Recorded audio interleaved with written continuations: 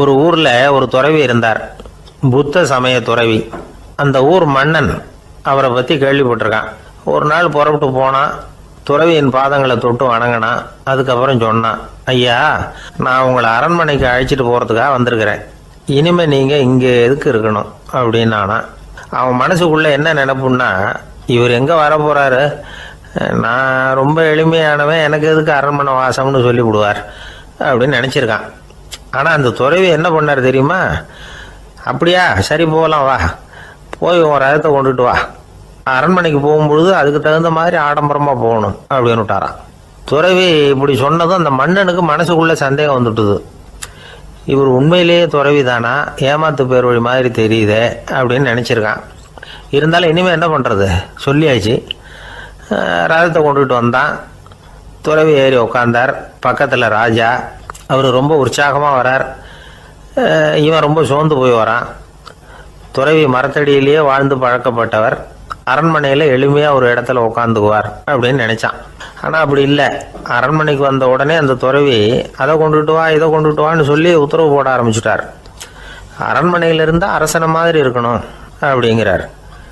ராத்திரி பூரா சௌரியமா தூங்கினார். பகல்ல அரண்மனை தோட்டத்துல உலாவ வேண்டியது, நீச்சல் குளத்துல குளிக்க வேண்டியது, இப்படியே பொழுது போக்கிட்டு இருக்கிறார்.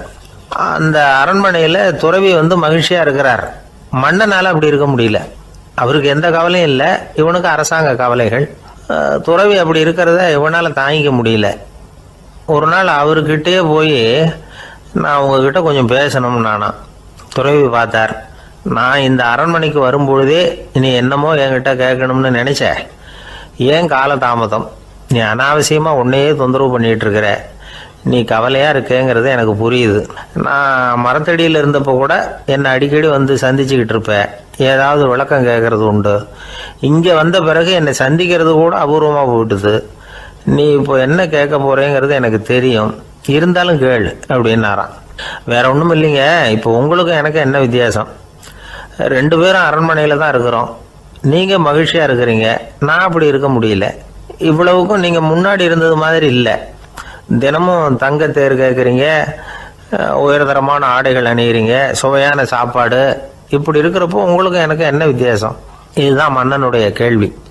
இதுக்கு பதில் சொல்றேன், என் கூட புறப்பட்டு வா, இந்த நகரத்துக்கு வெளியில போவோம் அப்படின்னு சொல்லி அரசனை கூப்பிட்டுக்கிட்டு ஊர் எல்லைக்கு சேர்ந்தார் துறவி.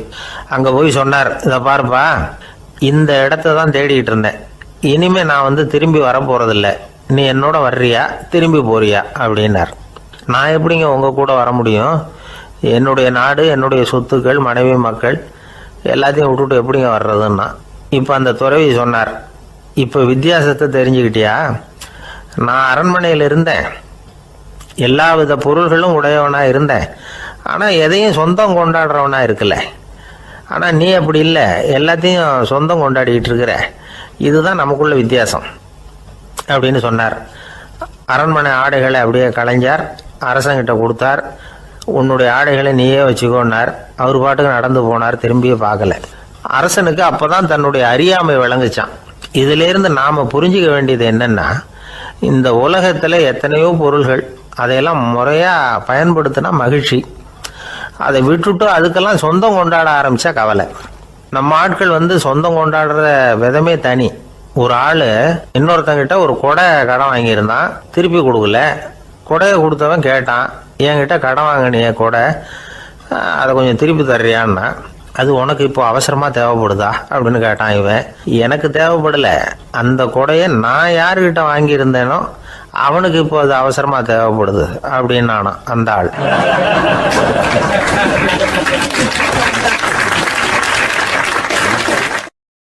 ஒரு சீன தேசத்து அரசர் இருந்தார். அவருக்கு வயசாயிட்டுது. அவருக்கு அடுத்தபடியாக அவருடைய புள்ள பட்டத்துக்கு வரணும், ஆட்சி பொறுப்பை ஏற்றுக்கணும். ஒரு நல்ல தலைவனுக்கு இருக்க வேண்டிய பண்புகள்லாம் தன்னுடைய மகனுக்கு இருக்கணும்னு விரும்பினார் அந்த அரசர். அதனால் இளவரசனை பக்கத்தில் இருந்த ஒரு குரு கிட்ட அனுப்புனார். இளவரசன் அவர்கிட்ட போய் சேர்ந்தான். அந்த குரு என்ன பண்ணார் தெரியுமா? இவனை பார்த்து சொன்னார், இதை பாருப்பா, நீ என்ன பண்ணுற, இப்போவே பக்கத்தில் இருக்கிற காட்டுக்கு போ, நடு காட்டில் போய் ஒரு இடத்துல உட்காந்துக்கோ. அங்கே என்னென்ன சத்தம்லாம் உன் காதில் விழுதுன்னு கவனித்து கேளு. உன் காதில் விழுந்த ஓசைகள் என்னென்னங்கிறத என்கிட்ட சொல்லு, அதுதான் எனக்கு தெரியணும், உனக்கு வேலையும் அதுதான் அப்படின்னு சொல்லி அனுப்பி வச்சுட்டார். இளவரசன் காட்டுக்கு போனான். குரு சொன்னபடியே ஒரு இடத்துல உட்காந்து கவனித்து கேட்டான். அதுக்கப்புறம் குருக்கிட்ட திரும்பி வந்தான். என்னென்ன சத்தம்லாம் கேட்ட அப்படின்னு கேட்டார் குரு. குருவே, காட்டில் நான் பறவைகள் சத்தம்லாம் கேட்டேன், மிருகங்களின் ஓசையையும் கேட்டேன், இதை தவிர இடி மின்னல் மழை இதுகளோட சத்தத்தையும் கேட்டேன் அப்படின்னா. குரு யோசனை பண்ணார், நீ இன்னமும் சரியாக கேட்கல, அதனால் மறுபடியும் காட்டுக்கு போ, கொஞ்ச நாள் தங்கியிருந்து கேட்டுட்டு வா அப்படின்னார். இளவரசனுக்கு ஒன்றும் புரியல. இருந்தாலும் குருவின் கட்டளையாச்சே, மறுக்க முடியுமா? உடனே அவன் மறுபடியும் காட்டுக்கு போனான். ஒரு இடத்துல உட்காந்தான். கொஞ்ச நேரம் உன்னிப்பாக கவனித்து கேட்டான். சில நாள் கழித்து குருக்கிட்ட திரும்பி வந்தான். குருவே, இந்த தடவை சில துல்லியமான சத்தங்களை எல்லாம் கேட்டான். தேனி பறக்கிற சத்தம், நீரோடையின் மெல்லிய ஓசை, இதெல்லாம் கேட்டேன்னா. குரு சிரித்தார். நீ மறுபடியும் காட்டுக்கு போ, இன்னும் சில நாள் அங்கே இரு, முழுமையாக கவனமாக கேட்டுட்டு வா அப்படின்னு சொல்லி அனுப்பி வச்சுட்டார். இளவரசனுக்கு குழப்பம் அதிகமாயிட்டுது. ஒன்றுமே புரியல. மறுபடியும் காட்டுக்கு போனான். மௌனமாக ஒரு இடத்துல உட்காந்துட்டான். அப்படியே தியானத்தில் ஆழ்ந்துட்டான். சில நாளில் அவனுக்கு இதுவரை கேட்காத ஓசைகள்லாம் கேட்க ஆரம்பிச்சிட்டுது. இதைத்தான் நான் கேட்கணும்னு என்னுடைய குரு எதிர்பார்த்துருக்கிறாருங்கிறத புரிஞ்சுக்கிட்டான். உடனே குருக்கிட்ட ஓடனான். குருவே, இந்த தடவை காதுகளுக்கு கேட்க முடியாத சில ஓசைகளை கூட என்னால் உணர முடிஞ்சுது. பூ மலருகிற ஓசை, சூரியனால் பூமி சூடாகிறப்போ எழுகிற ஓசை, காலை பனித்துளி இந்த புல்லுலாம் குடிக்கிற ஓசை, இது எல்லாம் என்னால் நல்லா கேட்க முடிஞ்சுது அப்படின்னா. குருவுக்கு இப்போ தான் திருப்தி ஏற்பட்டு தான். இளவரசனை பார்த்து சொன்னார், இதை பாருப்பா, இப்போ தான் நாட்டை ஆளுகிற தகுதி உனக்கு வந்திருக்குது அப்படின்னு சொல்லி அதுக்கு விளக்கமும் கொடுத்தாராம். எந்த அரசன் தன்னுடைய மக்களின் இதயம் பேசுகிற மௌன மொழியை, மௌன வார்த்தைகளை கேட்குறானோ அவன்தான் ஆள தகுதி உள்ளவன். எந்த அரசன் தன்னுடைய மக்களின் உணர்ச்சிகளை உண்மையாக உணர்றானோ அவன்தான் முதன்மையான அரசன். போலி வார்த்தைகளை மட்டும் கேட்டுட்டு பல மௌன ராகங்களை காதில் வாங்கிக்காதவன் அரசனே இல்லை. எந்த நாட்டில் எப்போ ஒரு அரசன் தன்னுடைய மக்களின் உணர்ச்சிகளை கேட்க மறுக்கிறானோ அன்னையிலேருந்தே அந்த நாடு அழிய தொடங்குது அப்படின்னு அர்த்தம். இதுதான் அந்த குரு இளவரசனுக்கு போதிச்சது. வாயால் பேசுகிறத மட்டும் கேட்டு ஏமாறக்கூடாது, உணர்ச்சிகளையும் கேட்கறதுல தான் மனப்பக்குவம் உண்டாகும். மக்கள் உணர்ச்சிகளை புரிந்து கொள்ளாத அரசர்கள் நீடிச்சிருக்க முடியாது. அது மாதிரி நாடுகளில் அடிக்கடி குழப்பம் தான் உண்டாகும். அப்படி இருந்தால் அடிக்கடி ஆட்சி மாறிக்கிட்டு இருக்கும். அப்படிப்பட்ட ஒரு தேசம், அங்கே ஒரு சிறைச்சாலையில் 3 கைதிகள் பேசிக்கிட்டு இருந்தாங்க. ஒருத்தன் சொன்னான், நான் இந்த நாட்டு ராஜாவை எதிர்த்து பேசிக்கிட்டு இருந்தேன், அதனால் என்னை பிடிச்சி கொண்டாந்து இங்கே போட்டுட்டாங்க அப்படின்னா ஒருத்தன். இன்னொருத்தன் சொன்னான், நான் இந்த நாட்டு ராஜாவை ஆதரித்து பேசிக்கிட்டு இருந்தேன், அதனால் என்னை பிடிச்சி கொண்டாந்து இங்கே தள்ளி விட்டாங்க அப்படின்னா. அது சரி, நீ என்ன தப்பு பண்ண அப்படின்னு சொல்லி 3வது ஆளை பார்த்து இவங்க கேட்டாங்க. அதுக்கு அந்த ஆள் சொல்கிறான், நான் தான் இந்த நாட்டு ராஜா அப்படின்னானா.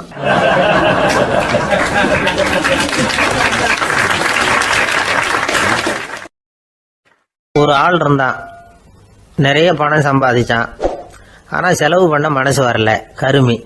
அவன் என்ன பண்ணா, சேர்த்த பணம் பூராவையும் ஒரு மரத்தடியில் புதைச்சி வச்சுருந்தான். வாரத்துக்கு ஒரு தடவை அந்த மரத்தடிக்கு வருவான், புதைச்ச இடத்த ஆவலோடு பார்த்துக்கிட்டு இருப்பான், அதுக்கப்புறம் போயிடுவான். அவ்வளவுதான். ஒரு நாள் ஒரு திருடன் வந்தான். இவன் புதைச்சி வச்சுருந்ததெல்லாம் எடுத்துகிட்டு போட்டான். இது தெரிஞ்சு போச்சு.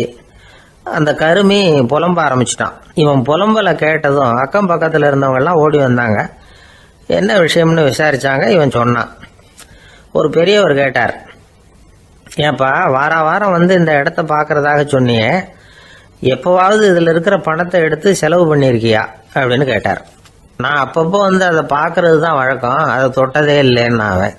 சரி, அப்படின்னா இப்போவும் நீ அதே மாதிரி வாரம் ஒரு தடவை இந்த இடத்த பார்த்துட்டு போகலாமே அப்படின்னாராம் அந்த பெரியவர். அதுவும் சரிதானே, எவ்வளவு காலமானாலும் அவன் அந்த பணத்தை எடுத்து செலவு பண்ண போகிறதில்ல. அப்படி இருக்கிறப்ப உள்ளே பணம் இருந்தாலும் ஒன்று தான், இல்லாமல் போனாலும் ஒன்று தான். இதிலிருந்து என்ன புரியுதுன்னா, ஒருத்தர்கிட்ட இருக்கிற பணத்தை கொண்டு அவர் பணக்காரரா ஏழையா அப்படின்னு முடிவு செய்கிறது சரியில்லை. அந்த செல்வத்தை அனுபவிக்கிற திறன், பயன்படுத்துகிற திறன், அதை வச்சு தான் அவர் ஏழையா பணக்காரரா அப்படிங்கிறத நிர்ணயம் பண்ணணும். அதுதான் சரி. செலவு பண்ண தெரியாதவன் சேகரம் பண்ணிகிட்டே இருக்கிறதுனால என்ன பிரயோஜனம்? தலைமுடியே இல்லாதவன் தாராளமாக சீப்புகளை வாங்கி சேகரம் பண்ணுறது மாதிரி தானே இது. சில சமயம் செலவு பண்ண நாம் தயாராக இருந்தால் கூட அந்த செல்வம் நமக்கு பயன்படுறதில்ல. அரேபியாவில் ஒரு நகை வியாபாரி விலை உயர்ந்த முத்துக்களை எல்லாம் அவர் வச்சு வியாபாரம் பண்ணிகிட்டு இருந்தார். அவர் ஒரு சமயம் ஒரு பாலைவனம் வழியாக போயிட்டு இருக்கிறார் ஒட்டகத்தில். அப்போ திடீர்னு கடுமையான புயல் வீச ஆரம்பிச்சுட்டுது. திசை தவறி இவர் எங்கேயோ வந்துட்டார். கூட வந்தவங்களையும் காணல, எங்க போனாங்களோ தெரியல. இவர் ரொம்ப பயந்து போய் அங்கேயும் எங்கேயுமா அலைஞ்சு தெரிகிறார். வழியே தெரியல. பசி கடுமையாயிட்டுது. ஒட்டகத்து முதுகில் ஒரு மூட்டை இருந்தது. அதை பிரித்து பார்த்தார். உள்ளே ஏதாவது இருக்கான்னு தேடி பார்க்குறார். அது வரைக்கும் கண்ணில் தட்டுப்படாத அபூர்வமான ஒரு பை கண்ணில் பட்டுது. ஆஹா, அதில் ஏதாவது சாப்பிட்றதுக்கு இருக்கும் அப்படின்னு நினச்சி ஆவலாக அதை பிரித்து பார்க்குறார். அந்த பையில் விலை உயர்ந்த முத்துக்கள் நிறைய இருந்துதான். அப்போ தான் அவர் நினச்சாராம், விலை உயர்ந்த முத்துக்கள் கூட சாப்பிட்றதுக்கு உணவாக முடியாது அப்படிங்கிறத புரிஞ்சுக்கிட்டாராம். எந்த நேரத்தில் எது நமக்கு தேவையோ அது நமக்கு தாராளமாக கிடைக்கணும். அப்படி அது கிடைக்கிறதுக்கு நம்மக்கிட்ட இருக்கிற செல்வம் பயன்படணும். அது நமக்கும் பயன்படலாம், நம்ம மூலமாக அடுத்தவங்களுக்கும் பயன்படலாம். அதுதான் செல்வத்தின் பயன். ஒரு மரத்தடியில் ஒருத்தன் உட்காந்து அழுதுகிட்டு இருந்தான். அந்த பக்கமாக வந்த இன்னொருத்தன் ஏப்பா அழுதுகிட்டு இருக்கிறேன்னு கேட்டான். இந்த இடத்துல தான் பூமிக்கு அடியில் பணம் இருக்குது, புதைச்ச இடம் தெரியல, அதான் அழறேன் அப்படின்னா. நல்லா ஞாபகப்படுத்தி பாரு, எந்த இடத்துல புதைச்ச அப்படின்னு கேட்டான் இவன். அது எப்படி எனக்கு தெரியும், புதைச்சி வச்சிருக்கிறவன் நான் இல்லையே, எங்கள் எழுத்து வீட்டுக்காரன் அப்படின்னானா இவன்.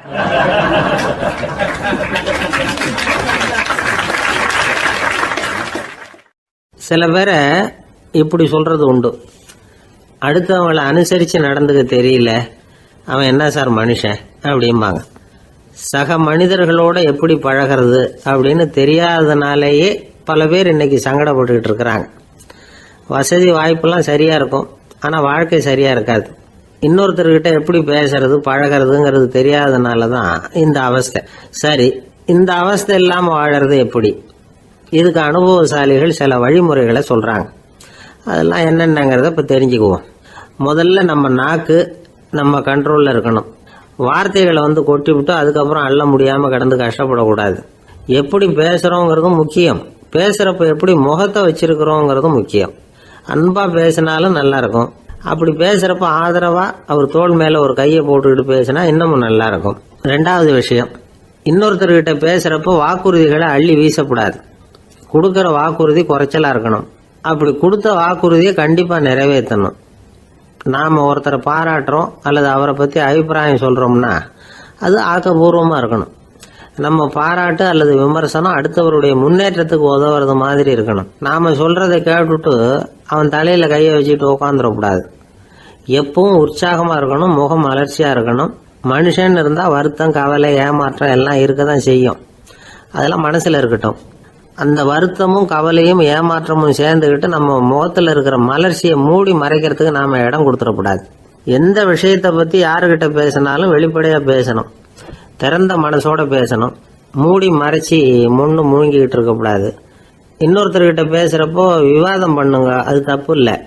ஆனால் வாதாடிக்கிட்டு இருக்கக்கூடாது. அதாவது என்ன சொல்கிறாங்கன்னா, டிஸ்கஸ் பண்ணலாம், ஆர்கியூ பண்ணக்கூடாதான். நம்மக்கிட்ட இருக்கிற நல்ல குணங்களை நாம் எடுத்து சொல்லிகிட்டு இருக்கக்கூடாது. அந்த நல்ல குணங்களே நம்மளை பற்றி எடுத்து சொல்லணும், அது மாதிரி நடந்துக்கணும். அதே மாதிரி அடுத்தவங்க கிட்ட உள்ள கெட்ட குணங்களை பற்றி அவசியம் இல்லாமல் நாம் பேச வேண்டியதில்லை. உங்களை பற்றி யாராவது தப்பாக பேசுகிறாங்களா, அப்படி அவங்க பேசுகிறதுல உண்மை இல்லையா அப்படின்னா அதை நீங்கள் பொருட்படுத்த வேண்டியதில்லை, விட்டுடலாம். அது தானாக போயிடும். ஒரு 4-5 பேரோட பேசிக்கிட்டு இருந்தீங்கன்னா எல்லாருக்கும் முக்கியத்துவம் கொடுங்க, யாரையும் அலட்சியப்படுத்தாதீங்க. தமாஷா பேசலாம், ஆனால் அவங்க தமாஷ் அடுத்தவங்களை கேலி பண்ணுறதா இருக்கக்கூடாது. நமக்கு கிடைக்க வேண்டியது கிடைக்கலையே அப்படிங்கிற தவிப்பு நம்மக்கிட்ட இருக்கக்கூடாது, அது தேவையில்லை. உங்கள் செயல்பாடுகள் தெளிவாக இருக்கட்டும், பாராட்டு தானாக அவங்கள தேடிட்டு வரும். இன்னொரு மனுஷனுடைய மனசில் கௌரவமான ஒரு இடத்த பிடிக்கணும்னா நாம் இந்த குணத்தையெல்லாம் நம்மக்கிட்ட வளர்த்துக்கணும். இதெல்லாம் அனுபவசாலிகள் சொல்லியிருக்கிற குறிப்புகள். இந்த குறிப்புகளை சரியாக புரிஞ்சுக்கணும், அது முக்கியம். தப்பாக புரிஞ்சுக்கிட்டா என்ன ஆகும் தெரியுமா? இதை கேளுங்க. ஒருத்தர் வந்தார், சார் அடுத்தவங்க தோள் மேலே கையை போட்டுக்கிட்டு அன்பாக பேசணும்னு சொன்னீங்க, அப்படிதான் பேசினேன். அவர் முதுக கூட தட்டி கொடுத்தேன், என் வேலை போயிட்டுது சார், வீட்டுக்கு அனுப்பிச்சிட்டாங்க அப்படின்னார். யாருக்கிட்ட அப்படி பேசுனீங்கன்னு கேட்டோம். என் முதலாளிகிட்ட சார் அப்படிங்கிறார் ரொம்ப சோகமா.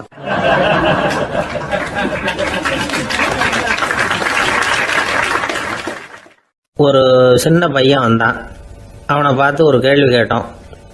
ஏன்ப்பா உங்கள் வீட்டில் அம்மா புத்திசாலியா அப்பா புத்திசாலியா அப்படின்னு. அவன் அலட்சியமாக நம்மளை பார்த்து சிரிக்கிறான். என்ன சார் இது, இந்த காலத்தில் இது கூட தெரியாமல் இருக்கிறீங்களே அப்படிங்கிறான். ஒரு சின்ன பையன் நம்மளை பார்த்து இப்படி கேட்டு விட்டானே அப்படின்னு நினைக்கிறப்போ நமக்கு ஒரு மாதிரி ஆகிடும். அதுக்கப்புறம்தான் இந்த தாத்தா பாட்டிலாம் சொல்கிற ஒரு கதை ஞாபகத்துக்கு வந்தது. அது என்ன கதை தெரியுமா? ஒரு ஊரில் ஒரு அம்மாவும் பிள்ளையும் இருந்தாங்களாம். அந்த மகனுக்கு திடீர்னு தேசாந்திரம் போய் வரணும்னு ஆசை வந்துட்டுது. ஊராக போய் சுற்றி பார்க்கணுங்கிற ஆசை. அந்த அம்மாவுக்கு இது பிடிக்கல. மகனை பிரிஞ்சு இருக்கிறதுக்கு அவங்க மனசு இடம் கொடுக்கல. வேணாப்பான்னு சொல்லி பார்த்தாங்க, அவன் கேட்கல. திடீர்னு புறப்படவும் செஞ்சுட்டான். சரி, இனிமேல் அவனை தடுக்க முடியாதுன்னு முடிவு பண்ணிக்கிட்டாங்க அந்த அம்மா. இருந்தாலும் புத்திசாலித்தனமாக ஒரு யோசனை பண்ணாங்க. மகனை கிட்டத்தில் கூப்பிட்டாங்க. அவங்ககிட்ட சொன்னாங்க, இதை பாருப்பா, நீ தேசாந்திரம் போகிறதுன்னு தீர்மானம் பண்ணிவிட்ட, அதை நான் தடுக்கலை, போயிட்டு வந்துடும். ஆனால் போகிறதுக்கு முன்னாடி எனக்கு ஒரு வாக்குறுதி கொடுத்துட்டு போ அப்படின்னாங்க. போகிறப்போ ராத்திரியாக இருந்தாலும் பகலாக இருந்தாலும் சரி, புளிய மரத்து நிழலில் தான் தங்கணும். திரும்பி வர்றப்போ இரவும் பகலும் நீ வேப்ப மரத்து நிழல்லே தங்கணும் அப்படின்னாங்க. சரி, அப்படியே செய்கிறேன்னு சொல்லி வாக்குறுதி கொடுத்தான் பையன். புறப்பட்டு போனான். போகிற வழியில் புளிய மரத்து நிழல்லே தங்கினான், தூங்கினான். அப்படி போய்கிட்டே இருந்தான். 7வது நாள் அவன் உடம்பு சுகமில்லாமல் போயிட்டுது. ரொம்பவும் பலவீனமாயிட்டான். இனிமேல் நடக்க முடியாதுங்கிற நிலைமை வந்துட்டுது. யோசிச்சு பார்த்தான். சரி, இதுக்கு மேலே போக வேண்டாம் அப்படின்னு முடிவு பண்ணிட்டு திரும்பி வர ஆரம்பிச்சுட்டான். திரும்பி வர்றப்போ வழியில் வேப்ப மரத்து நிழல்லையே தங்கி வந்தான். நாளுக்கு நாள் உடம்பு சரியாக வந்துட்டுது. 7வது நாள் வீட்டுக்கு சேர்றான். உடம்பு பழையபடியே கலகலப்பாயிட்டுது. பூரண சுகம். தேசாந்திரம் போன பையன் திரும்பி வந்துட்டானே அப்படின்னு அந்த அம்மா ஆச்சரியப்படலை. ஏன்னா அவங்களுக்கு தெரியும் இப்படி ஆகும்னு. பையன் சீக்கிரமாக திரும்பி வரணுங்கிறதுக்காக தான் அவங்க அந்த யோசனையை சொன்னாங்க. என்ன விஷயங்கிறதையும் அவங்களே சொன்னாங்க. மகனே, புளிய மரத்து நிழல் உடம்புக்கு உஷ்ணத்தை கொடுக்கும், சீக்கம் உண்டாக்கும். அதனால் நீ தொடர்ந்து புளிய மரத்து நிழலில் தங்கினாவே நோய்க்கு ஆளாயிட்ட. அதனால் பயணத்தை முடிச்சுக்கிட்டு திரும்பி வரணுங்கிற முடிவுக்கு வந்துட்ட. திரும்பி வர்றப்போ நீ தங்கினது வேப்ப மரத்து நிழல். அது உடம்புக்கு குளிர்ச்சியை தரக்கூடியது, நோயை தீர்க்கக்கூடியது. அதனால் சுகமாக வீட்டுக்கு சேர்ந்துட்ட. உன்னோட தேசாந்திர பயணத்தை தடுக்கிறதுக்காக தான் இப்படி பண்ணினேன் அப்படின்னாங்களாம் அந்த அம்மா. பார்த்தீங்களா அம்மாவோட புத்திசாலித்தனத்தை? அப்பாவாக இருந்தால் இப்படியா பண்ணுவார்? ஒரு அப்பா பையன்கிட்ட 10 ரூபா கொடுத்து இதை எடுத்துக்கிட்டு அடுத்த ஊருக்கு போய் அங்கே இருக்கிற மாமா கிட்ட இதை கொடுத்துட்டு வாடா, வழியில் எங்கேயாவது மரத்தடியில் படுத்து தூங்கி விடாதே அப்படின்னு எச்சரிக்கை பண்ணி அனுப்புனாராம். பையனுக்கு எச்சரிக்கையாக வாழறது எப்படிங்கிறத கற்றுக் கொடுக்கறதுக்காக இப்படி பண்ணார். அவன் பணத்தை வாங்கிட்டு போனான். அப்பா சொன்னதை மறந்துட்டு ஒரு மரத்தடியில் படுத்து தூங்கிட்டான். அவனுக்கு தெரியாமல் அவன் பின்னாடியே போன அப்பா அவன் கையில் இருந்த அந்த 10 ரூபாயை நைஸாக எடுத்துகிட்டு வந்துட்டார். அவன் பையில் தானே வச்சுருந்தான், அது தெரியாமல் எடுத்துகிட்டு வந்துட்டார். அவன் தூங்கிக்கிட்டு இருக்கான். எடுத்துகிட்டு ஒரு மறுபடியும் வீட்டுக்கு வந்துட்டார். பையன் முழிச்சுக்கிட்டு பையை தடவி பார்க்குறான், பணத்தை காணும். அழுதுகிட்டே திரும்பி வந்தான். அப்பா கிட்ட விஷயத்த சொன்னான். அப்பா சிரிச்சுக்கிட்டே சொன்னார், அதுக்கு தான்ப்பா ஆரம்பத்திலேயே எச்சரிக்கை பண்ணினேன், இனிமேலாவது நீ ஜாக்கிரதையாக இருக்கணும் அப்படிங்கிறதுக்காக தான் இப்படி பண்ணினேன். அந்த பணம் எங்கேயும் போயிடல, நான் தான் அதை உனக்கு தெரியாமல் எடுத்து வச்சிருக்கிறேன். இதோ பாரு அப்படின்னு சொல்லிட்டு சைடு பாக்கெட்டில் கையை விட்டா அது ஓட்டையாக இருக்குது. அதை எவனோ ஏற்கனவே கத்திரிச்சு எடுத்துகிட்டு போயிட்டான்.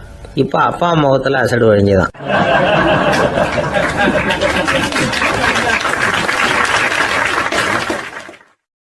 ஒரு பல்கலைக்கழகம், அங்கே ஒரு இலக்கிய பேராசிரியர், அவர் பாடம் நடத்திக்கிட்டு இருந்தார். ராபர்ட் ப்ரௌனிங் எழுதிய கவிதைகளை பற்றி சொல்லிகிட்டு இருக்கிறார். மாணவர்களும் ரொம்ப அக்கறையாக அதை கேட்டுக்கிட்டு இருக்கிறாங்க. ஒரு குறிப்பிட்ட கவிதையை பற்றி சொல்லும் பொழுது அந்த பேராசிரியருக்கே ஒரு சந்தேகம். அதாவது அந்த கவிதையின் சரியான அர்த்தம் என்னங்கிறதுல சந்தேகம். பேராசிரியர் யோசனை பண்ணார். அந்த கவிதையை முழுசாக புரிஞ்சிக்க முடியல.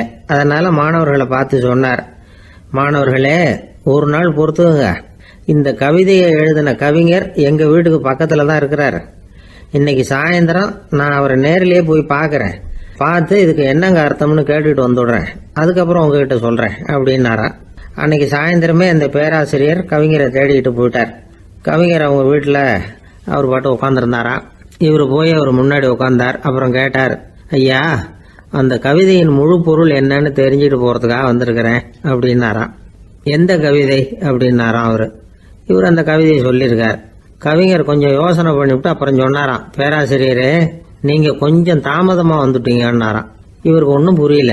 நீங்க என்ன சொல்றீங்க? நான் தாமதமா வந்துட்டேன்னா? நீங்க தான் உயிரோடு இருக்கிறீங்களே, அப்படி இருக்கும்பொழுது நான் தாமதமா வந்துட்டேன்னா அது எப்படி அப்படின்னு இவர் குழம்பி இருக்கிறார். இப்ப கவிஞர் சொன்னாராம், ஐயா நான் உயிரோடு இருக்கிறேனா இல்லையாங்கிறது முக்கியம் இல்லை. நான் அந்த கவிதை வரிகளை எழுதினப்போ 2 பேருக்கு அதோட அர்த்தம் தெரிஞ்சிருந்தது. இப்போ ஒரே ஒருத்தருக்கு தான் அதோட அர்த்தம் தெரியும் அப்படின்னாராம். பேராசிரியர் யோசனை பண்ணியிருக்கார். அப்படின்னா அந்த ஒருத்தர் கவிஞர் ராபர்ட் பிரவுனிங்கை தவிர வேற யாரா இருக்க முடியும்? இவர் தான் அப்படிங்கிறத அவர் மனசுல நினைச்சுக்கிட்டார். அதனால சொன்னார், ஐயா நான் தாமதமா வரல, அந்த கவிதையின் பொருள் என்ன அது சொல்லுங்கன்னார். பேராசிரியரே நான் சொல்றது உங்களுக்கு புரியலன்னு நினைக்கிறேன். நான் இந்த வரிகளை எழுதினப்போ 2 பேருக்கு அதோட அர்த்தம் தெரிஞ்சிருந்தது. அந்த 2 பேர் யாருன்னா, ஒருத்தர் ராபர்ட் பிரவுனிங், அதாவது நான், இன்னொருத்தர் கடவுள். இப்போ அது கடவுளுக்கு மட்டும்தான் தெரியும். நானே இதை பத்தி பல தடவை யோசனை பண்ணி பார்த்தேன்.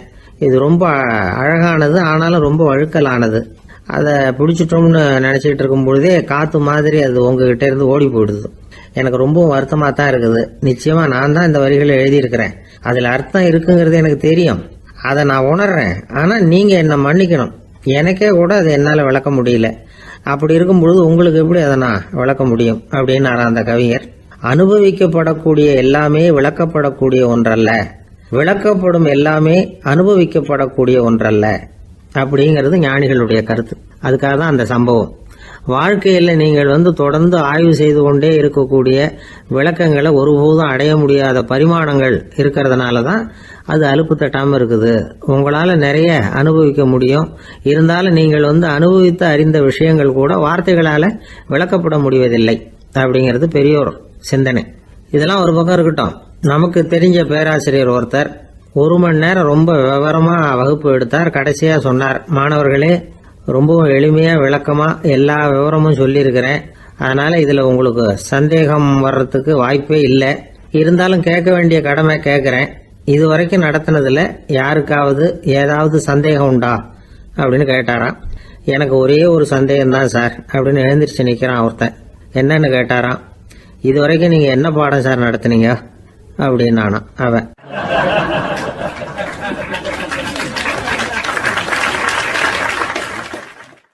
ஒருத்தன் எப்படி நடந்துக்கிறாங்கிறத வச்சு தான் அந்த ஆள் எப்படிங்கிறத நாம முடிவு பண்றோம்.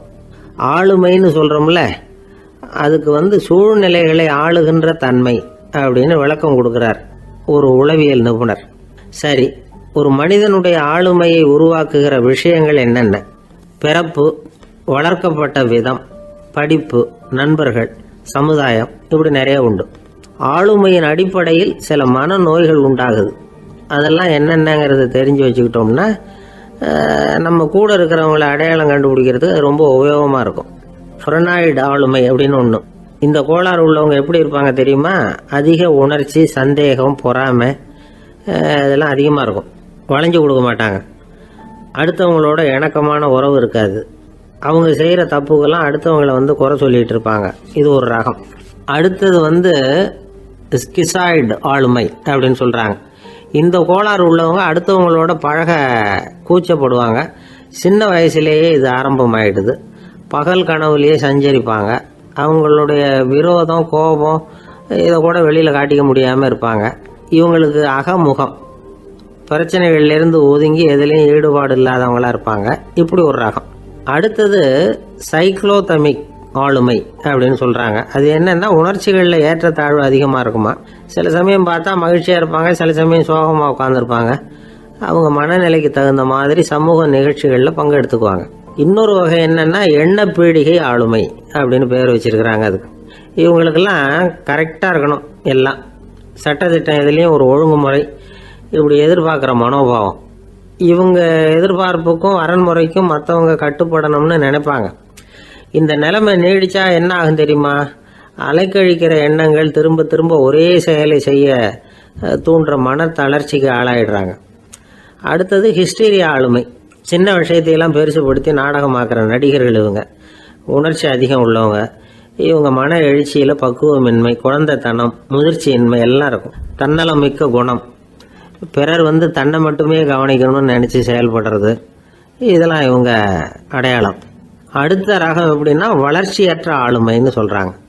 அடுத்தவங்களோட இணங்கி போக முடியாதவங்க, அறிவு, மன எழுச்சி, சமூக உறவு இதுல எல்லாம் போதுமான வளர்ச்சியையும் நிறைவையும் பெற முடியாதவங்க, இவங்களால வாழ்க்கையில முன்னேற முடியாது. பிச்சைக்காரங்க, குற்றவாளிகள், இவங்க கிட்ட எல்லாம் இது மாதிரியான ஆளுமை அதிகமா இருக்குமா. அடுத்தது என்னன்னா சோர்வுடைய ஆளுமை.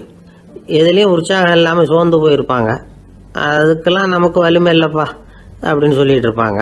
சின்ன விஷயங்களுக்கெல்லாம் அதிர்ச்சி அடையிறது, வாழ்வின் சுவையை அனுபவிக்க முடியாதவங்க. இன்னொரு ரகம், இது கொதித்தெழும் ஆளுமைங்கிறாங்க. எதுக்கு எடுத்தாலும் ஆத்திரம், குரோதம், வன் செயல் இதுல எல்லாம் ஈடுபாடு, இப்படி உள்ளவங்க. நத்தை வகை ஆளுமை அப்படின்னு ஒன்று.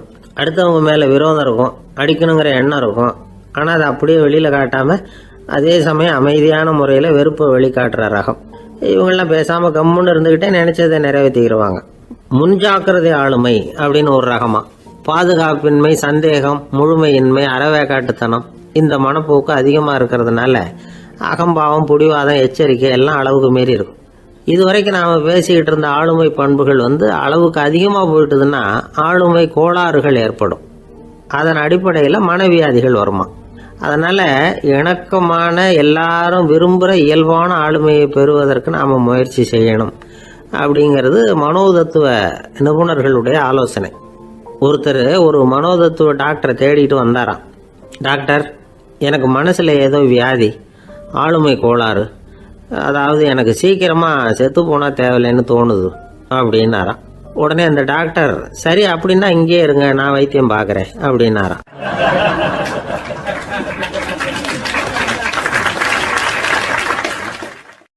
பந்திக்கு முந்தர ஆசாமிகள் நம்மள பல பேர் உண்டு. அப்படி முந்தறதுக்கு கூட முயற்சி பண்ணுறவங்க நிறைய பேர் இருக்கிறாங்க. இதில் என்ன ஒரு விஷயம்னா, பந்திக்கு முந்தறது கூட தப்பு இல்லை. ஆனால் அப்படி ஒரு விருந்தில் ஆளாக போய் உட்காந்து சாப்பிட்டா கூட வெளியில் வர்றப்ப என்ன பெரிய விருந்து வச்சுட்டான், சாம்பாரில் உப்பு இல்லை, ரசத்தில் காரம் இல்லை அப்படின்னு குறை சொல்லிகிட்டே வர்றது இருக்கு பாருங்க, அது சரியில்லை, நாகரிகமும் இல்லை.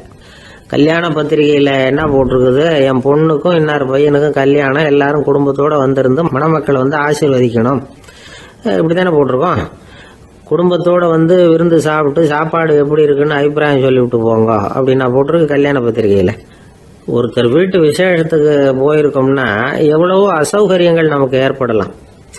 ஏராளமான கூட்டம் வந்திருக்கும். எல்லாரையும் அவங்க தனித்தனியாக கவனிச்சுக்கிட்டு இருக்க முடியாது.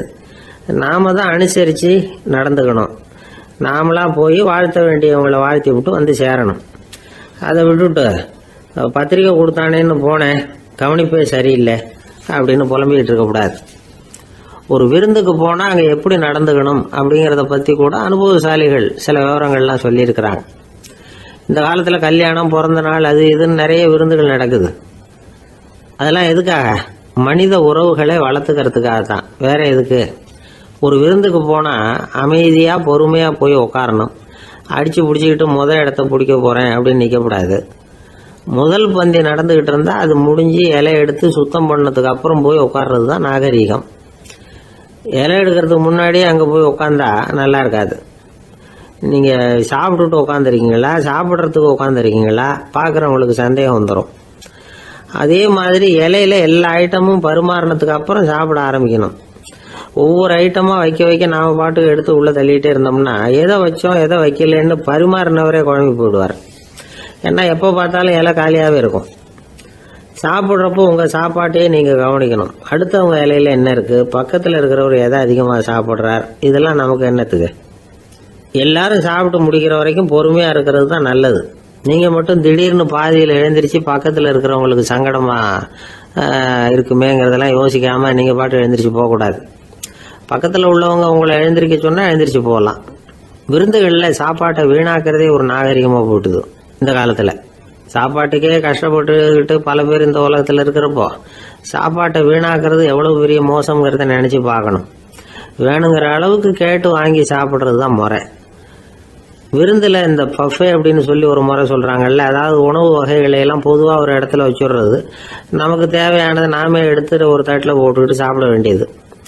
இதில் கூட சில பேர் தேவைக்கு அதிகமாக எடுத்து போட்டுக்கிட்டு வீணாக்குறாங்க. சில சமயம் கடைசியாக சாப்பிட போகிறவங்களுக்கு எல்லா ஐட்டமும் கிடைக்காம போகலாம். அதை போய் பெருசு பண்ணிகிட்டு இருக்கக்கூடாது. என்ன சார் இந்த அளவுக்கு கூடவா நாகரிகம் தெரியாமல் இருக்கிறோம், இதை போய் பெருசாக சொல்ல வந்துட்டீங்களே அப்படின்னு நினைக்கலாம். ஒருத்தர் 2 பேருக்கு இந்த விவரம் தேவைப்படலாம். அவங்க காதலையும் இது விழட்டுமேங்கிறதுக்காக தான் இது. ஒரு பெரிய கல்யாண விருந்து நடந்துக்கிட்டு இருந்தது. விருந்து மண்டபத்து வாசலில் ஒருத்தர் நின்றுக்கிட்டு வர்றவங்களையெல்லாம் ரொம்ப மரியாதையாக வணங்கி உள்ளே அனுப்பி வச்சுக்கிட்டு இருந்தார். எப்படி தெரியுமா? வர்றவங்க கையெல்லாம் பிடிச்சி முத்தம் கொடுத்து அதுக்கப்புறம் உள்ளே அனுப்பி வச்சுக்கிட்டு இருந்தாராம். கூட்டம்லாம் முடிஞ்சதுக்கப்புறம் அவர்கிட்ட போய் கேட்டிருக்கிறாங்க, சார் நானும் எவ்வளவோ விருந்துகளுக்கு போயிருக்கிறேன், இருந்தாலும் இவ்வளவு மரியாதையாக வர்றவங்க கைக்கெல்லாம் முத்தம் கொடுத்து வரவேற்கிறத இங்கே தான் பார்க்குறேன் அப்படின்னு சொன்னாங்க. அதுக்கு அவர் சொன்னார், அட போங்க சார், நான் முத்தம் கொடுக்கல, முந்தின பந்திக்கு வந்து சாப்பிட்டவங்களே அடுத்த பந்திக்கும் வர்றாங்களான்னு மோந்து பார்த்து அனுப்பி வச்சுக்கிட்டு இருந்தேன் அப்படின்னார்.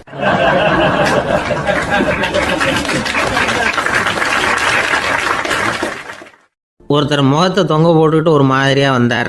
என்ன விஷயம்னு விசாரித்தேன். என்னுடைய நண்பன் ஒருத்தங்கிட்ட கருத்து வேறுபாடு, இனிமேல் நமக்குள்ளே எந்த சம்மந்தமும் வேணாம்னு நட்பை முறிச்சிட்டு வந்துட்டேன்னா. நண்பர்கள்னு இருந்தால் கருத்து வேறுபாடு வரத்தான் செய்யும்னு. கருத்து வேறுபாடு வராமல் இருக்கிறதுக்கு ஏதாவது வழி உண்டா அப்படின்னு கேட்டாங்க. அதை பற்றி நிபுணர்கள் சில யோசனைகளை சொல்லியிருக்கிறாங்கன்னு.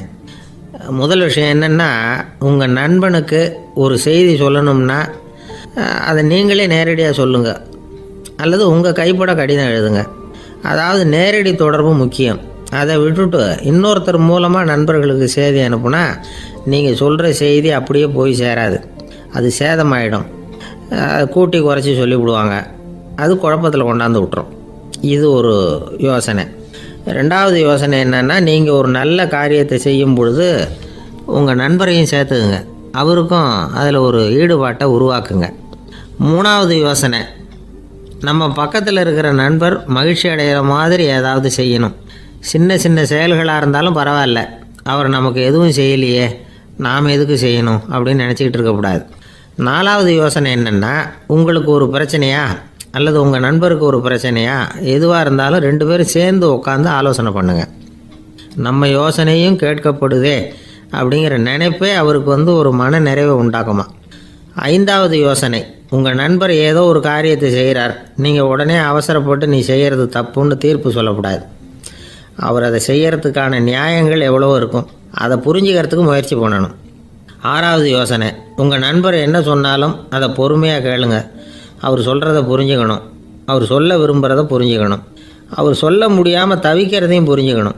இப்படி 3 விதமாகவும் அவரை புரிஞ்சுக்கிட்டு அதுக்கு தகுந்த மாதிரி செயல்படணும். 7வது யோசனை என்னென்னா, உங்கள் நண்பர் உங்ககிட்ட வந்து ஏதோ ஒரு கருத்தை சொல்கிறார், அது உங்களுக்கு பிடிக்கல, அதுக்காக உடனே நீ சொல்கிறது சரியில்லை, நான் ஒத்துக்க மாட்டேன் அப்படின்லாம் மறுத்துக்கிட்டு இருக்கக்கூடாது. அவர் சொல்கிறத கேட்கணும், பொறுமையாக சிந்திக்கணும், அதுக்கப்புறம் பதில் சொல்லணும். இப்படிலாம் நடந்துக்கிட்டால் நண்பர்களுக்குள்ள கருத்து வேறுபாடு வர்றதுக்கு வாய்ப்பே இருக்காது அப்படின்னு வல்லுநர்கள் தொகுத்து சொல்லியிருக்கிறாங்க இந்த யோசனைகளை. எனக்கு தெரிஞ்ச சில நண்பர்கள் உண்டு, அவங்களுக்குள்ளேயும் கருத்து வேறுபாடுகள் வராமல் இருக்கிறதுக்கு சில நுட்பங்களை கையாளுறது உண்டு. ஒருத்தர் சொன்னார், அந்த டாக்டர் சின்ன வயசுலேருந்து என் கூட பழகினவர், நாங்கள் 2 பேரும் இணை பிரியாத நண்பர்கள், இருந்தாலும் எனக்கு உடம்பு சரியில்லைன்னா நான் அவர்கிட்ட வைத்தியம் பார்த்துக்க மாட்டேன் அப்படின்னார் ஒருத்தர். ஏன் அப்படின்னு கேட்டேன். எங்கள் நட்பு கெட்டுப்படக்கூடாது இல்லையா, அதனால தான் அப்படின்னார் இவர்.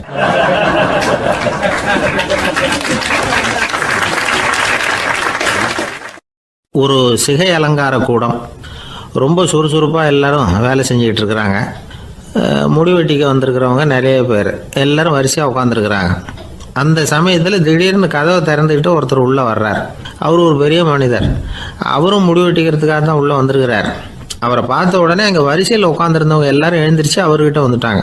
அவரை சுற்றி நின்றுக்கிட்டாங்க. எப்படி இருக்கிறீங்க, நல்லா இருக்கீங்களா அப்படின்னு விசாரிக்க ஆரம்பிச்சிட்டாங்க. எல்லாம் முடிஞ்சதும் வந்தவர் கேட்டார், வரிசையில் கடைசியாக இருக்கிறவர் யார் அப்படின்னு கேட்டார். ஏன்னு கேட்டாங்க. நான் அதுக்கு அடுத்தபடியாக உட்காரணும், அதுக்காக தான் கேட்குறேன் அப்படின்னார்.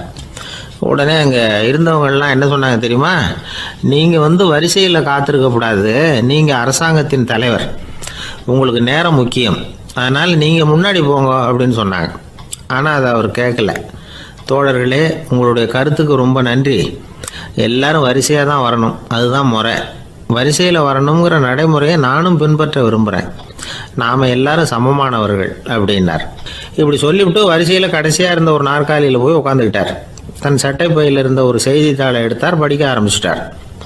ஆனால் அங்கே இருந்தவங்களால இதை பார்த்துக்கிட்டு சும்மா இருக்க முடியல. ஒருத்தர் எழுந்திரிச்சு வந்தார். ஐயா, இப்போ என்னுடைய முறை வந்திருக்குது, நான் தான் போக வேண்டிய முறை. உங்களை இங்கே காத்திருக்க வைக்கிறத விட ஒரு 5 ஆண்டுகளுக்கு கூட நான் முடிவெட்டிக்காமே இருந்துட முடியும் அப்படின்னார். அவர் மறுபடியும் சொன்னார், ஐயா, நீங்கள் வரிசை முறையை தாண்டி போக விருப்பப்படல, சரி, ஆனால் என்னுடைய முறையை மாற்றி கொடுக்கறதுக்கு எனக்கு முழு உரிமை இருக்குது. இதுக்கு பதிலாக உங்களுடைய கடைசி இடத்த நான் எடுத்துக்கிறேன், இதை நீங்கள் மறுக்க முடியாதுன்னார். அங்கே இருந்த மற்றவங்களும் இதை ஒரு மனசாக வற்புறுத்த ஆரம்பிச்சிட்டாங்க. அந்த பெரிய மனிதர் பார்த்தார், சரின்னு கடைசியாக ஒத்துக்கிட்டார். அவர் யார் தெரியுமா? அவர் தான் மாவீரர் லெனின். ரஷ்யாவில் கிரெம்ளின் சிகை அலங்கார கூடத்தில் தான் இது நடந்தது. எல்லாரும் இந்நாட்டு மன்னர்கள்னு வாயளவில் பேசுறதுல என்ன பிரயோஜனம்? நாம் எல்லாரும் சமங்கிறத நடைமுறையில் கடைபிடிச்சி காட்டினவங்க கொஞ்சம் பேர் தான். அவங்களில் ஒருத்தர் தான் லெனின். வரிசையில் நின்று வர்றதுங்கிறது ஒரு சிறந்த பண்பு, உயர்ந்த பண்பு. இன்றைக்கி பல இடங்களில் அது நமக்கு தேவைப்படுது. ஒரு ரேஷன் கடைவாசல், கடை திறக்கிறதுக்கு முன்னாடியே எல்லோரும் வரிசையில் நின்றுட்டாங்க. கடைசியாக வந்த ஒருத்தர் க்யூவில் முன்னாடி போகிறதுக்கு முயற்சி பண்ணுறார். ஏற்கனவே நின்றுட்டு இருக்கிறவங்க அவரை முன்னாடி போகிறதுக்கு விட மாட்டேங்கிறாங்க. கடைசியாக போய் நில்லையா அப்படின்னு எல்லாரும் கத்துறாங்க. அதான் அவர் காதில் வாங்கலை, முண்டி அடிச்சுக்கிட்டு முன்னாடி போகிறதுக்கே முயற்சி பண்ணிகிட்டு இருக்கிறார். எல்லாரும் சேர்ந்து அவரை வலுக்கட்டாயமாக இழுத்து கொண்டாந்து பின்னாடி கொண்டு போய் நிறுத்திவிட்டாங்க. நிறுத்திவிட்டு சொன்னாங்க, இதை பாருப்பா, நாங்கள் இருக்கிற வரைக்கும் நீங்கள் முன்னாடி போய் எதையும் வாங்க முடியாது, தெரிஞ்சுக்கோ அப்படின்னாங்க. இப்போ அந்த ஆள் சொன்னாராம், நான் இங்கே பின்னாடி நிற்கிற வரைக்கும் நீங்களும் எதுவும் வாங்க முடியாது அப்படின்னாராம். ஏன்னு கேட்டிருக்கிறாங்க. நான் தான் அந்த கடையை திறக்க வேண்டிய ஆள் அப்படின்னா.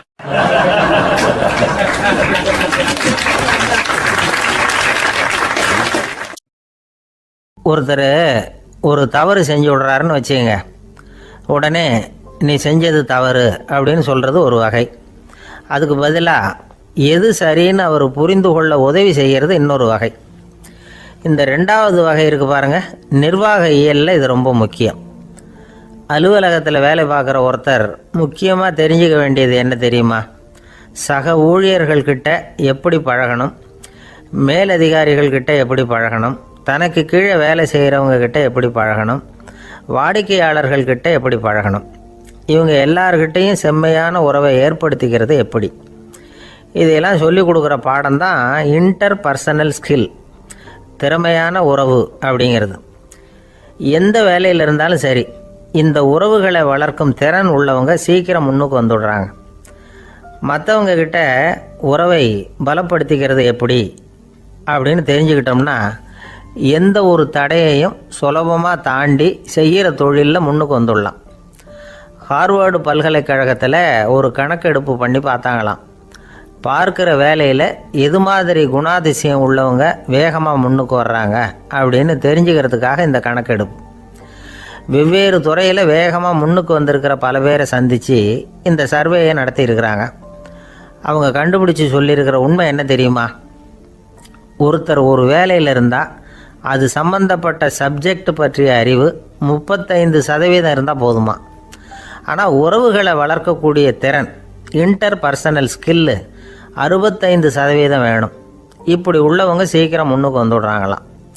அதனால் ஒருத்தருக்கு வேலை சரியாக புரியலைன்னா கூட விவரமாக மற்றவங்கக்கிட்ட பழகிறது எப்படின்னு புரிஞ்சால் போதும், அவர் முன்னுக்கு வந்துடலாம்.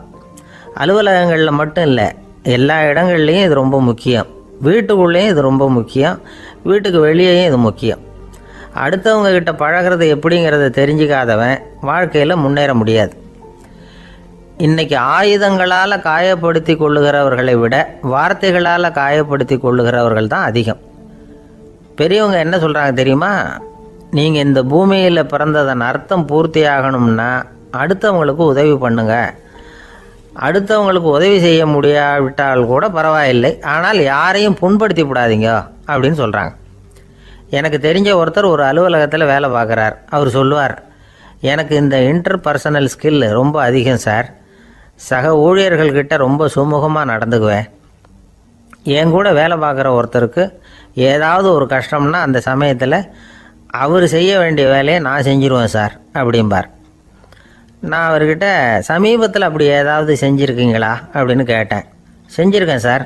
போன வாரம் புதன்கிழமை ஆஃபீஸில் என் பக்கத்து சீட்டுக்காரருக்கு வயிற்று வலி. உடனே நான் மெடிக்கல் லீவ் போட்டுவிட்டு எங்கள் வீட்டுக்கு போயிட்டேன் சார் அப்படின்னார்.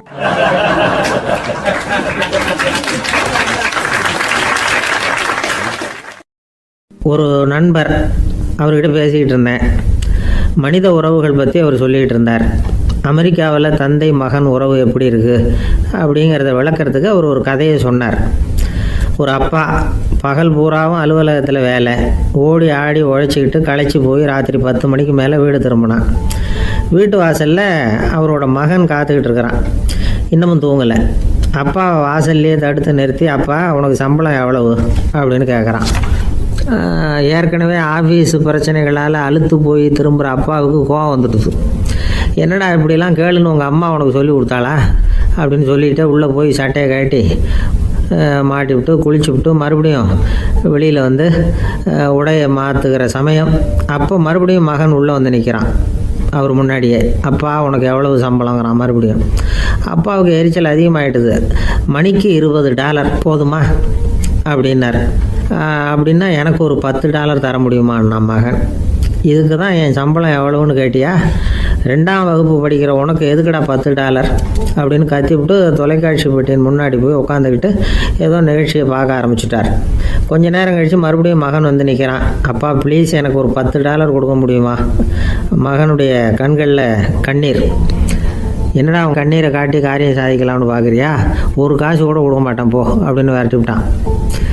மகன் கண்ணீரை தொடச்சிக்கிட்டே கண்ணை தொடச்சிக்கிட்டு பேசாமல் போய் படுத்துக்கிட்டானா. கொஞ்ச நேரம் ஆச்சு. அப்பாவோட கோபம் கொஞ்சம் கொஞ்சமாக குறைஞ்சிது. பிள்ளைகிட்ட கோபமாக கத்துனது தப்பு தாங்கிறது புரிஞ்சுது அவனுக்கு. எழுந்திரிச்சு போனான், படுக்கை இறக்கி போனான். மகனை பார்த்தான். அவன் தலையணையை கட்டி பிடிச்சிக்கிட்டு அழுதுகிட்டு இருக்கிறான்.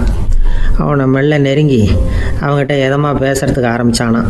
எதுக்குடா உனக்கு $10 பள்ளிக்கூடத்தில் கேட்டாங்களா அப்படின்னு கேட்டானா. மகன் சொல்லியிருக்கான், இல்லை டாடி, உனக்கு 1 மணி நேரம் சம்பளம் $20ன்னு சொன்னேன்.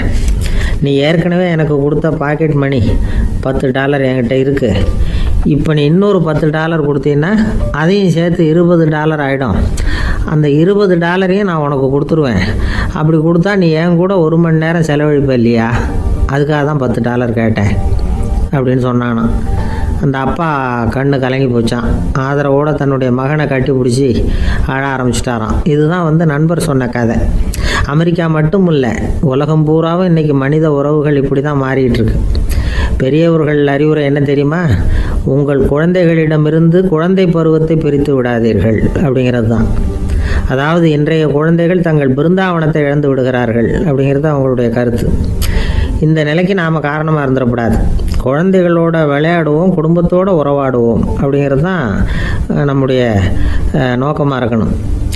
இன்றைய உறவு முறைக்கு இன்னொரு உதாரணம் சொல்லுவாங்க. ஒருத்தர் வந்தாராம், அவர் பக்கத்தில் ஒரு சின்ன பையன். நாம் அவரை விசாரிக்கிறோம், யார் இந்த பையன் அப்படின்னா அவர் சொல்கிறார், இவன் எனக்கு தூரத்து உறவு அப்படின்னாராம்.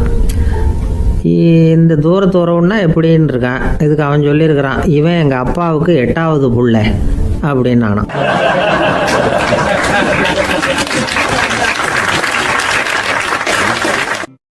கணவன் மனைவி அன்பாக இருக்கணும், ஒருத்தர் நல்லா புரிஞ்சுக்கணும், விட்டு கொடுக்குற மனப்பான்மை வேணும். அதுதான் ஒரு நல்ல குடும்பம். இன்றைக்கி பல குடும்பங்களில் அர்த்தமில்லாத சண்டைகள் தான் அதிகம். கிராமப்புறங்களில் வேடிக்கையாக ஒரு கதை சொல்லுவாங்க. ஒரு ஊரில் ஒரு ஆள் இருந்தான், வேலை வெட்டி இல்லாமல் சும்மாவே இருந்தான். அவனுக்கு கல்யாணம் பண்ணி வச்சாங்களாம். மனைவி வந்து சேர்ந்தா. சும்மாவே உட்காந்துருக்கிறியே, ஏதாவது சம்பாதிக்கிற வழியை பாரு அப்படின்ட்டுருக்கா. அதுக்கு தான் யோசனை பண்ணிகிட்டு இருக்கிறேன், ஒரு அருமையான ஐடியா அப்படின்னு நானா. என்ன அது சொல்லு அப்படின்ட்டுருக்கா. அவன் ஒரு ஆட்டுக்குட்டி வாங்க போகிறேன்ருக்கான். அதை வாங்கி என்ன பண்ண போகிறேன்னா, அந்த குட்டி வளரும், பெருசாகும், அதுக்கப்புறம் அது நிறைய குட்டி போடும் அப்படின்ட்டுருக்கான். சரி, அப்புறம் என்ன, அதையெல்லாம் சந்தையில் கொண்டுட்டு போய் விற்றுவிட்டு அந்த காசுக்கு ஒரு எருவு மாடு வாங்கலாம். சரி, அது எதுக்கு? எருவு மாடு நிறைய பால் கொடுக்கும், அதை கொண்டுகிட்டு போய் பால் பண்ணையில் கொடுப்பேன், அல்லது நானே விற்றுருவேன், கை நிறைய காசு கிடைக்கும். அதுக்கப்புறம் ஒரு பசுமாடு வாங்குவேன், பாலையும் விற்கலாம், நாமளும் காஃபி போட்டு சாப்பிட்லாம், இப்படிலாம் சொல்லியிருக்கான். அப்போ அந்த பொண்ணு சொல்லிச்சான், அடுத்த தெருவில் இருக்கிற எங்கள் அம்மா வீட்டுக்கும் கொஞ்சம் பால் கொடுத்து அனுப்பலாம் அப்படின்ட்டுருக்கா அந்த பொண்ணு. இந்த இடத்துல கணவனுக்கு கோவம் வந்துட்டுது. அது எப்படி உங்கள் அம்மா வீட்டுக்கு எதுக்கு கொடுக்கணும், அதெல்லாம் முடியாதுன்றிருக்கான். இந்த இடத்துல சண்டை ஆரம்பமாயிட்டுது. கொஞ்ச நேரத்தில் 2 பேரும் சத்தம் போட ஆரம்பிச்சிட்டாங்க. கடுமையான சண்டை நடக்கிறத பக்கத்து வீட்டுக்காரன் காதில் வாங்கினான். அவன் ஓடியாந்தான். அவனுக்கு தெரியும் வாங்காத மாட்டுக்காக இப்படி சண்டை போட்டுக்கிட்டு இருக்கிறாங்கங்கிறது அவனுக்கு புரியும். அவன் ஓடி வந்து சொன்னான், ஏண்டா உன்னோட பசுமாட்டை ஒழுங்காக கட்டி போடக்கூடாதான்னு இருக்கான். என்னடா சொல்கிறேன்னா இவன், உன் மாடு என் தோட்டத்தில் வந்து மேய்ஞ்சுட்டுது, பயிரெலாம் நாசமாயிட்டுது, 10,000 ரூபா அளவுக்கு சேதம், அதை வாங்கிட்டு போகிறதுக்கு தான் வந்தேன், குடுறா 10,000 நானா. இவன் அரண்டு போயிட்டான். அப்புறம் சொன்னா, டே நான் இன்னும் மாடே வாங்கலையே, அதுக்குள்ளே அது வந்து எப்படிடா உன் தோட்டத்தில் மேயும், என்னடா உளர்றேன்னு இருக்கான். நீ தாண்டா இப்போ உளறிக்கிட்டு இருக்க, மாடே வாங்கலை, அதுக்குள்ளே எப்படிடா வந்து உன்னுடைய மனைவி அவங்க அம்மா வீட்டுக்கு பால் கொடுத்து அனுப்ப முடியும் அப்படின்னு அவன் கேட்டானா. நம்ம ஆளுக்கு இப்போ தான் புத்தி வந்துதான். அர்த்தமே இல்லாத சண்டை போட்டுக்கிட்டு இருக்கிறோம் அப்படிங்கிறத அவன் புரிஞ்சுக்கிட்டானான். இது நம்ம முன்னோர்கள் சொல்லியிருக்கிற ஒரு கதை. சண்டையில் தான் அர்த்தம் இல்லையே தவிர கதையில் அர்த்தம் உண்டு. அதாவது இல்லாத விஷயங்களுக்காக சண்டை போட்டுக்கிட்டு இல்லறத்தை வீணாக்கிக்கிட்டு இருக்கிற மனிதர்கள் இன்றைக்கு நிறைய பேர் இருக்கிறாங்க. ஒருத்தன் தன்னுடைய மனைவியை பற்றி மாமனார்கிட்ட புகார் சொன்னானா, மாமா உங்கள் பொண்ணு அர்த்தமில்லாத சண்டை போடுறா, எதுக்கு எடுத்தாலும் எடுத்தெறிஞ்சு பேசுகிறா அப்படின்ட்டுருக்கான். நீ எப்படி மாப்பிள்ளை அதை சமாளிக்கிற அப்படின்னு கேட்டிருக்காரு அவரு. அவள் எடுத்தெறியறது என் மேலே படாமல் ஒதுங்கி நின்றுக்கிறேன் அப்படின்னு நானா இவன்.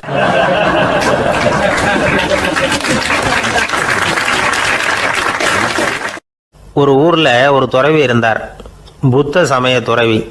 அந்த ஊர் மன்னன் அவரை பத்தி கேள்விப்பட்டிருக்கான். ஒரு நாள் புறப்பட்டு போனான், துறவியின் பாதங்களை தொட்டு வணங்கினான். அதுக்கப்புறம் சொன்னான், ஐயா நான் உங்களை அரண்மனைக்கு அழைச்சிட்டு போறதுக்காக வந்திருக்கிறேன், இனிமே நீங்க இங்க எதுக்கு இருக்கணும் அப்படின்னானா. அவன் மனசுக்குள்ள என்ன நினைப்புன்னா, இவர் எங்க வர போறாரு, நான் ரொம்ப எளிமையானவன், எனக்கு எதுக்கு அரண்மனை வாசம்னு சொல்லி விடுவார் அப்படின்னு நினைச்சிருக்கான். ஆனால் அந்த துறவி என்ன பண்ணார் தெரியுமா, அப்படியா சரி போகலாம் வா, போய் உன் ரதத்தை கொண்டுட்டு வா, அரண்மனைக்கு போகும்பொழுது அதுக்கு தகுந்த மாதிரி ஆடம்பரமாக போகணும் அப்படின்னு விட்டாரான். துறவி இப்படி சொன்னதும் அந்த மன்னனுக்கு மனசுக்குள்ள சந்தேகம் வந்துட்டுது. இவர் உண்மையிலேயே துறவி தானா, ஏமாத்து பேர் வழி மாதிரி தெரியுதே அப்படின்னு நினச்சிருக்கான். இருந்தாலும் இனிமேல் என்ன பண்ணுறது, சொல்லியாச்சு. ரதத்தை கொண்டுட்டு வந்தான். துறவி ஏறி உக்காந்தார். பக்கத்தில் ராஜா, அவர் ரொம்ப உற்சாகமாக வரார். இவன் ரொம்ப சோர்ந்து போய் வரான். துறவி மரத்தடியிலேயே வாழ்ந்து பழக்கப்பட்டவர், அரண்மனையில் எளிமையாக ஒரு இடத்துல உட்காந்துக்குவார் அப்படின்னு நினைச்சான். ஆனால் அப்படி இல்லை. அரண்மனைக்கு வந்த உடனே அந்த துறவி அதை கொண்டுட்டு வா இதை கொண்டுட்டு வான்னு சொல்லி உத்தரவு போட ஆரம்பிச்சிட்டார். அரண்மனையில் இருந்தால் அரசனை மாதிரி இருக்கணும் அப்படிங்கிறார்.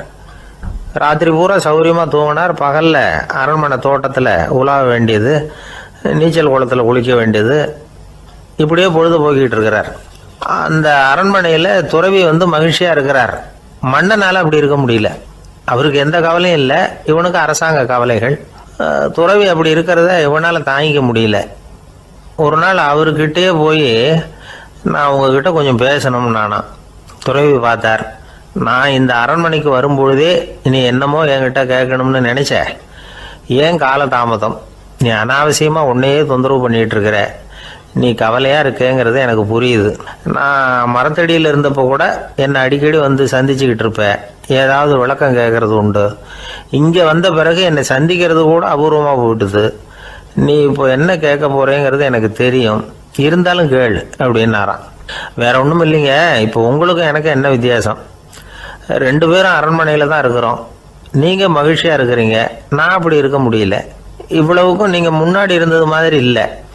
தினமும் தங்க தேர் கேட்குறீங்க, உயர்தரமான ஆடைகள் அணிகிறீங்க, சுவையான சாப்பாடு, இப்படி இருக்கிறப்போ உங்களுக்கு எனக்கு என்ன வித்தியாசம்? இதுதான் மன்னனுடைய கேள்வி. இதுக்கு பதில் சொல்கிறேன், என் கூட புறப்பட்டு வா, இந்த நகரத்துக்கு வெளியில் போவோம் அப்படின்னு சொல்லி அரசனை கூப்பிட்டுக்கிட்டு ஊர் எல்லைக்கு வந்து சேர்ந்தார் துறவி. அங்கே போய் சொன்னார், இதை பாருப்பா, இந்த இடத்த தான் தேடிக்கிட்டு இருந்தேன், இனிமே நான் வந்து திரும்பி வர போகிறதில்ல, நீ என்னோட வர்றியா திரும்பி போறியா அப்படின்னார். நான் எப்படிங்க உங்கள் கூட வர முடியும், என்னுடைய நாடு, என்னுடைய சொத்துக்கள், மனைவி மக்கள் எல்லாத்தையும் விட்டுட்டு எப்படிங்க வர்றதுன்னா. இப்போ அந்த துறவி சொன்னார், இப்போ வித்தியாசத்தை தெரிஞ்சுக்கிட்டியா, நான் அரண்மனையில் இருந்தேன், எல்லா வித பொருள்களும் உடையவனாக இருந்தேன், ஆனால் எதையும் சொந்தம் கொண்டாடுறவனா இருக்கல. ஆனால் நீ அப்படி இல்லை, எல்லாத்தையும் சொந்தம் கொண்டாடிக்கிட்டு இருக்கிற, இதுதான் நமக்குள்ள வித்தியாசம் அப்படின்னு சொன்னார். அரண்மனை ஆடைகளை அப்படியே கலைஞ்சார், அரசங்கிட்ட கொடுத்தார். உன்னுடைய ஆடைகளை நீயே வச்சுக்கோன்னார். அவர் பாட்டுக்கு நடந்து போனார், திரும்பியே பார்க்கல. அரசனுக்கு அப்பதான் தன்னுடைய அறியாமை விளங்குச்சான். இதுல இருந்து நாம புரிஞ்சுக்க வேண்டியது என்னன்னா, இந்த உலகத்துல எத்தனையோ பொருள்கள், அதையெல்லாம் முறையா பயன்படுத்தினா மகிழ்ச்சி. அதை விட்டுட்டு அதுக்கெல்லாம் சொந்தம் கொண்டாட ஆரம்பிச்சா கவலை. நம்ம ஆட்கள் சொந்தம் கொண்டாடுற விதமே தனி. ஒரு ஆளு இன்னொருத்தங்கிட்ட ஒரு கொடை கடன் வாங்கியிருந்தான், திருப்பி கொடுக்கல. கொடையை கொடுத்தவன் கேட்டான், என்கிட்ட கடன் வாங்கினிய கொடை, அதை கொஞ்சம் திருப்பி தர்றியான்னா. அது உனக்கு இப்போ அவசரமா தேவைப்படுதா அப்படின்னு கேட்டான் இவன். எனக்கு தேவைப்படல, அந்த கொடையை நான் யாருக்கிட்ட வாங்கியிருந்தேனோ அவனுக்கு இப்போ அது அவசரமா தேவைப்படுது அப்படின்னு நானாம் அந்த ஆள்.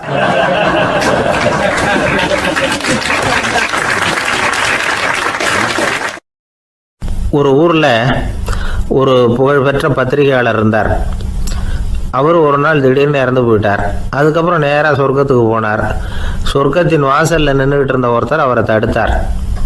இதை பாரு, ஏற்கனவே இங்கே 12 பத்திரிகையாளர்கள் இருக்கிறாங்க, அவங்களுக்கே இங்கே வேலை இல்லை. அதுக்கு என்ன காரணம்னா, சொர்க்கத்தில் திடுக்கிடும் செய்திகள்லாம் ஒன்றும் கிடையாது. அப்படி என்ன இருக்க போகுது இங்கே எல்லாம் அது ஒழுங்காக நடந்துகிட்டு இருக்கோம். எல்லாம் ஒழுங்காக நடந்தால் பத்திரிகைகளுக்கு சுவாரஸ்யமான கொலை கொள்ளை தீ வைப்பு இது மாதிரி எதுவும் இங்கே இல்லை. ஏற்கனவே இங்கே இருக்கிறவங்க எல்லாரும் மரத்தடியில் உட்காந்துக்கிட்டு தியானம் பண்ணிகிட்டு இருக்கிறாங்க. அந்த ஒரே செய்தி தான் தினமும் இங்கே வந்துக்கிட்டு இருக்குது. அதை படிக்கிறதுக்கே இங்கே ஆள் கிடையாது. அதனால் நான் என்ன சொல்கிறேன்னா, நீ பேசாமல் நரகத்துக்கே போயிடு. அங்கே எவ்வளவோ நிகழ்ச்சிகள் நடந்துக்கிட்டு இருக்கு. அங்கே தான் அதிகமான பத்திரிகையாளர்கள் தேவைப்படுறாங்க. அங்கே உனக்கு நிறைய வேலை இருக்கும். அதை செய்யறதில்ல, நீயும் மகிழ்ச்சியாக இருக்கலாம் அப்படின்னு சொன்னாராம். அங்கே அந்த சொர்க்கத்தின் வாசலில் நின்றுக்கிட்டு இருந்தவர். இந்த பத்திரிகையாளர் அங்கேயே நின்று கொஞ்சம் யோசனை பண்ணார். இவருக்கு சொர்க்கத்திலே இருக்கணும்னு தான் ஆசை. அதனால மெதுவாக அவர்கிட்ட பேசினாராம். ஐயா, என்னை ஒரு 24 மணி நேரம் இங்கே உள்ளே இருக்கிறதுக்கு அனுமதி கொடுங்க. இங்கே இருக்கிற பல பத்திரிகையாளர்களை எனக்கு தெரியும். அவங்களில் சில பேரை சமாதானப்படுத்தி மெதுவாக பேசி நரகத்துக்கு அனுப்பி வச்சுட்றேன். நான் இங்கே இருந்துக்கிறேன். உங்கள் கணக்குப்படி 12 பேருக்கு மேலே இங்கே தாண்டாது, அப்படி பார்த்துக்கிறேன் அப்படின்னாராம். அவரும் யோசனை பண்ணி பார்த்துட்டு, சரி அப்படியே உனக்கு அனுமதி கொடுக்குறேன், ஆனால் ஒரு விஷயம், 24 மணி நேரம் தான் அனுமதி, அதுக்குள்ளே எல்லாம் நடக்கணும் அப்படின்ட்டுருக்கார். சரின்னு சொல்லிவிட்டு இந்த பத்திரிகையாளர் உள்ளே போனார். யோசனை பண்ணார், திட்டம் போட்டு ஒரு பொருளையை கிளப்பி விட்டார். சக பத்திரிகையாளர்கள் எல்லாம் கூப்பிட்டு சொன்னாராம், இதை பாருங்க, நரகத்தில் ஒரு பெரிய தினசரி பேப்பரை கொண்டுகிட்டு வர்றதுக்காக திட்டம் போட்டுக்கிட்டு இருக்காங்க. அதுக்கு பல அதிகாரிகள் தேவைப்படுறாங்க. நிறைய சம்பளம் கிடைக்கும். யார் யாரெல்லாம் நரகத்துக்கு போக ஆசைப்படுறாங்களோ அவங்கெல்லாம் போகலாம் அப்படின்னு ஒரு பொருளையை கிளப்பி விட்டார். 24 மணி நேரம் கழித்து வாசல் பக்கம் போனார். அங்கே இருந்தவர்கிட்ட எத்தனை பேர் வெளியேறினாங்கன்னு விசாரிச்சாராம். அப்போ அவர் இவரை, நீ வெளியே போகக்கூடாது, முதல்ல உள்ளே தான் இருக்கணும் அப்படின்னு தடுத்தாராம். அப்புறம் சொன்னாராம், நீ சொன்ன செய்தியை கேட்டதும் இங்கேருந்த எல்லா பத்திரிகையாளர்களுமே நரகத்துக்கு போயிட்டாங்கப்பா, உள்ளே யாருமே இல்லை, அதனால் நீ உள்ளே இருக்கலாம் அப்படின்னாராம். இதை கேட்டதும் இந்த பத்திரிகையாளரே குழம்பி போயிட்டார். ஒருவேளை உண்மையிலேயே நரகத்தில் புதுசாக பத்திரிகை ஏதாவது ஆரம்பிக்க போகிறாங்களோ அப்படின்னு அவரே நினைக்க ஆரம்பிச்சிட்டாராம். அப்புறம் சொன்னாராம், ஐயா என்னை விட்டுருங்க, நான் நரகத்துக்கே போயிடுறேன், அங்கே ஏதோ விசேஷம் இருக்கணும் அப்படின்னாராம். இல்லைன்னா இத்தனை பேரும் ஒட்டு மொத்தமாக அங்கே போகிறதுக்கு சான்ஸே இல்லை, என்னை தடுக்காதீங்கன்னு கெஞ்ச ஆரம்பிச்சிட்டாராம். மற்றவங்க நம்பணுங்கிறதுக்காக ஒரு பொருளையை கிளப்பி விட்டார். கடைசியில் தானே அந்த பொருளைக்கு ஆளாயிட்டார். அதாவது பிறரை ஏமாற்றிய அவரது மனம் கடைசியில் அவரையே ஏமாற்ற ஆரம்பிச்சுட்டு பாருங்க. நீங்கள் இப்படி அடுத்தவங்களை ஏமாத்துறதுக்கு உங்கள் மனசை பழக்கப்படுத்துறீங்க, ஆனால் கடைசியில் அதனால் நீங்களே ஏமாற்றப்படுகிறீர்கள் அப்படிங்கிறது பெரியவர்களுடைய புத்திமதி. அதனால் உங்கள் மனசுக்கிட்ட ரொம்ப எச்சரிக்கையாக இருங்கோ அப்படிங்கிறாங்க. நம்ம ஆளுங்க அங்கே போய் என்ன சொல்லுவாங்கன்னா, இந்த பாரு அங்கே போகாத இங்கே போகாதன்னு பயமுறுத்துறது உண்டு. சில பேர் அங்கே பேய் இருக்குது, பிசாசு இருக்குது அப்படின்னு பொருளையை கிளப்பி விடுறது உண்டு. இருட்டு நேரம் காட்டு வழியாக ஒருத்தன் போய்கிட்டு இருக்கிறான். அங்கே பேய் பிசாசு நடமாட்டம் இருக்கிறதாக வதந்தி. இவன் பயந்துக்கிட்டே வேகமாக போகிறான். காடு முடிஞ்சு மெயின் ரோட்டுக்கு வந்து சேர்ந்தான். அப்பாடா, ஒரு பஸ்ஸு நின்றுக்கிட்டு இருக்கு தனியாக. இருட்டில் லேசாக தெரிஞ்சுது. ஓடி போய் ஏறி உள்ளே உட்காந்துக்கிட்டான். பயந்துக்கிட்டே போனவன் அப்புறம் தான் தெரியுது, உள்ள யாருமே இல்லை, டிரைவரும் இல்லை, கண்டக்டரும் இல்லை, வேற யாரும் இல்லை. இவனுக்கு பேய் பயம் அதிகமாக போட்டுது. ஏன்னா நடு ராத்திரி.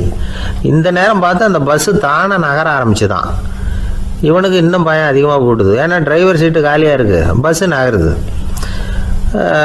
இவன் உடம்பு பூரா நடுங்க ஆரம்பிச்சுட்டுது. வீல்னு கத்தலாமான்னு பார்த்தான். அந்த நேரம் பார்த்து அவன் தோளில் ஒரு கை விழுந்துதான். திடுக்கிட்டு திரும்பி பார்த்துருக்குறான். அங்கே டிரைவர் நிற்கிறார். அவர் சொன்னாராம், ஏன்பா ஏற்கனவே பஸ்